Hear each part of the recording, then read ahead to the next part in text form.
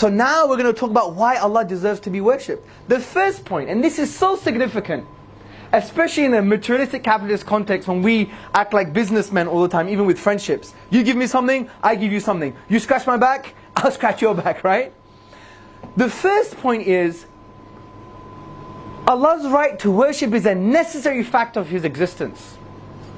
It has nothing to do with what He's given you.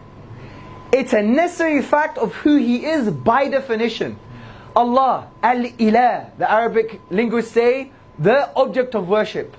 He deserves worship by the very fact that He is the only being worthy of worship.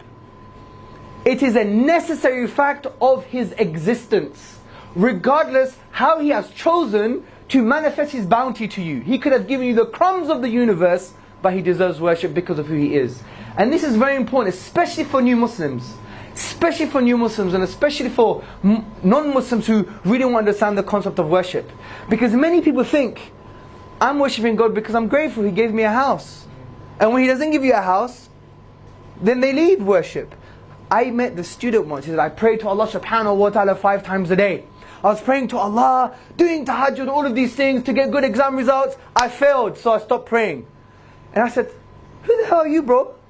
He was probably thinking you're going to get this nice compassionate counselor. Hamza is, Mr. Compassionate, but not on this issue. I said, who are you? Who the hell are you?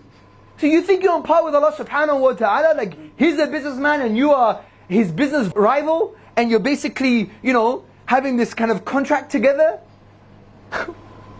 You think salah is like coins at a bank and you're going to get something back and have interest? I said, are you insane? Allah deserves worship even if you have no legs and arms, bro. Allah deserves worship even if He has given you nothing, if the only thing you have is life.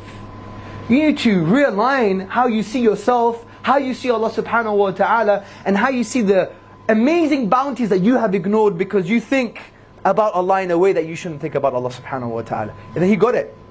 And that was through experience, because some people need that sometimes, right? So this is a very important point to address, especially new Muslims. Because new Muslims, they'll become new Muslim and the community may forget them. Everyone gets busy. Yeah, call me bro anytime, here's $100. Then the next Friday they need to learn Jummah, prayer, this, that and the other. And they got problems, they got chucked out of their home. They make the calls, I'm too busy bro. I'm on holiday with my family, bye. Right? They're going to face tests and trials. We don't want them to move away from the worship of Allah subhanahu wa ta'ala, because number one, that's what's going to give them true spiritual strength. And He deserves worship because of who He is, not necessarily what He has given you. Absolutely. Very, very important for us to understand this point. Conceptually and internalize it when we're discussing with people about worship. Because we say, oh no, God has given you so many amazing things. I don't talk about that first. Because what if those things go? You have to make them understand who Allah is. And He is Al-Ilah. He is the deity that is deserved of all worship. And worship is a necessary fact of His existence.